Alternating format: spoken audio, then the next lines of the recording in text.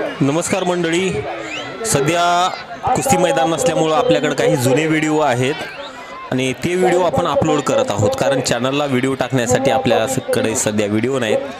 महाराष्ट्र केसरी पैलवान हर्षवर्धन सदगीर विरुद्ध महाराष्ट्र केसरी पैलवान शिवराज राक्षे यांची ही धाराशिव या ठिकाणी झालेली कुस्ती आहे आणि या व्हिडिओच्या माध्यमातून तुम्ही बघत आहात.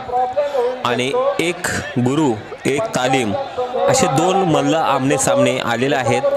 ब्ल्यू कॉस्ट्यूममधील पैलवान हर्षद सदगीर नाशिक जिल्ह्याकडनं खेळत आहेत, तर रेड कॉस्ट्यूम पैलवान शिवराज राक्षे नांदेड जिल्ह्याकडनं खेळत आहेत. आणि या कुस्तीमध्ये काय होईल ते व्हिडिओच्या माध्यमातून तुम्हाला पुढे बघायला मिळेल.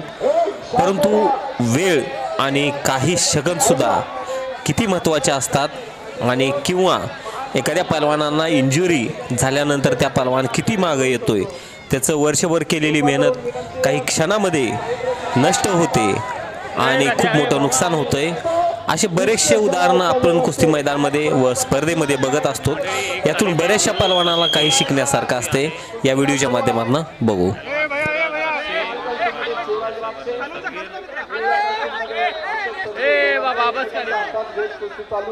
लाईव्ह आहे. खरं तर अर्धा मिनिट निघून गेलेला आहे. पहिल्या हाफमध्ये 2.5 मिनिटांमध्ये काय ऍक्शन होते का आपण पाहूयात. शिवराज राक्षे अटॅकिंग मध्ये दिसत असताना देखील हर्षद सदगीरने बगलेमध्ये हात घालून रेटण्याचा प्रयत्न आहे. दुहेरी पटाचा प्रयत्न शिवराज राक्षे यांचा.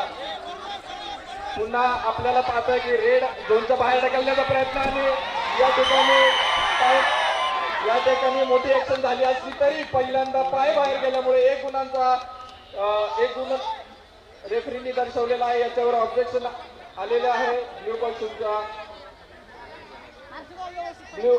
कॉस्ट्यूमच्या कोचेसने हे ऑब्जेक्शन पुन्हा घेतलेलं आहे. एक पॉइंट मान्य असल्यामुळे कुस्ती चालू झालेली आहे. पुन्हा एकदा भावा तुला किती वेळ सांगायचं, हलू नको. तुमची पाठ लागाली, हात लागते, पाठ लागाली.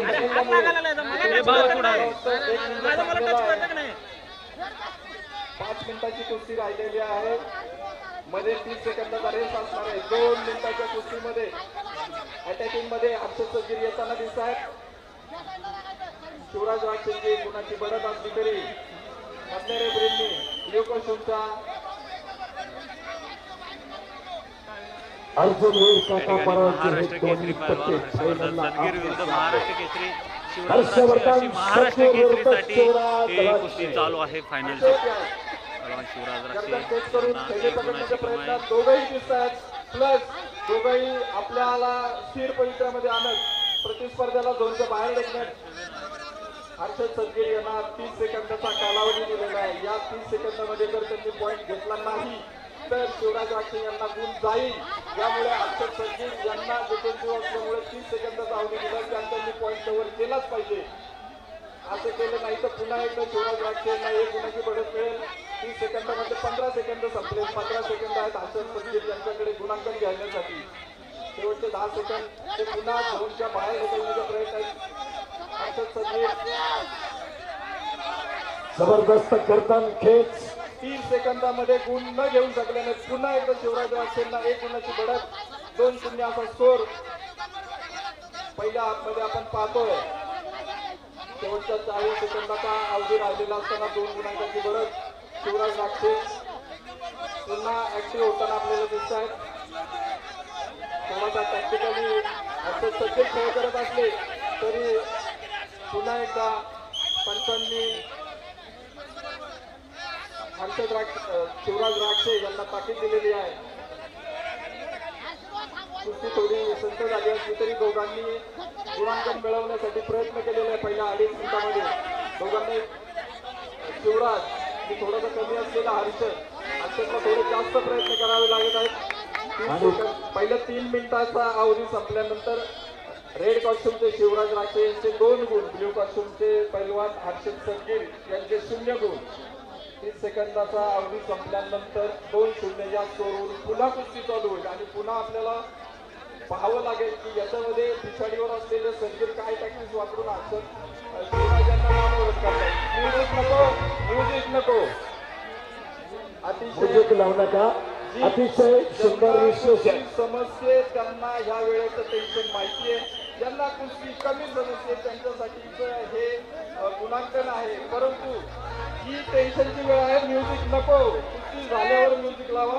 अतिशय टेन्शनची वेळ आहे दोन्ही कुस्तीगरांसाठी, त्याच्या पाठीराख्यांसाठी. शेवटचे 3 मिनिट आपल्याला ही कुस्ती पाहायला मिळणार आहे. अतिशय सुंदर विश्लेषण.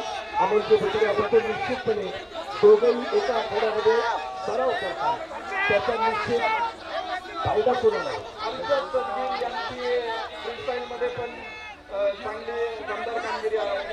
शिवराज राक्षे यांचं तर हेवीवेटमध्ये पुन्हा एकदा शिवराज राक्षे यशस्वी.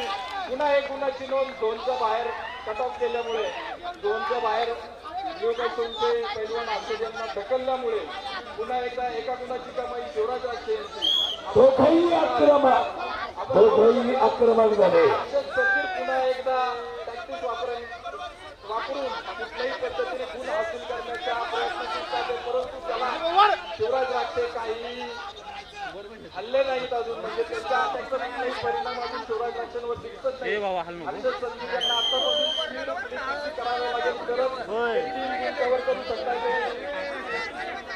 एखादा टेक्निक किंवा टॅक्टिक्सचा अवलंब केला तर हे गेलेले 3 गुण हर्षद सदगीर यांनी मिळवले, तरच फक्त 2 मिनिटांमध्ये त्यांना काहीतरी अजून गुणांकन मिळवण्याची अपेक्षा होऊ शकते. गुणांकामध्ये डायरेक्ट 4, 2 अशा पद्धतीने गुण दिले जातात. पुन्हा एकदा रेड कॉस्ट्यूमचे पैलवान शिवराज राक्षे यांना पॅसिव्हिटी डिक्लेअर केल्यामुळे 30 सेकंदाचा त्यांना पुन्हा एकदा 3 सेकंदाचा पुन्हा एकदा अवधी शिवराज राक्षे यांना 3 सेकंदात जर त्यांनी सुरुवात गुण घेतला नाही तर त्यांना पुन्हा एकदा झोनच्या बाहेर ढकलल्यामुळे. एक तालीम एक गुरु जरी असलं तरी मल्ल हे आमने सामने प्रतिस्पर्धी म्हणून खेळत असतात, परंतु कुस्तीमध्ये थोडीफार इंजुरी होत असते, त्यामुळं त्या पैलवानाला तिथेच थांबावा लागतो. पैलवान हर्षवर्धन सदगीर यांच्याबद्दल असंच झालेलं आहे. त्यांनी भरपूर चांगल्या कुस्त्या केलेल्या, परंतु पैलवान शिवराज राक्षे यांच्यासोबत खेळताना थोडी इंजुरी झाली, त्यामुळे त्यांना कुस्ती पुढे खेळता आलेलं नाही. पैलवान शिवराज राक्षे यांना विजय देण्यात आलेला आहे. धन्यवाद.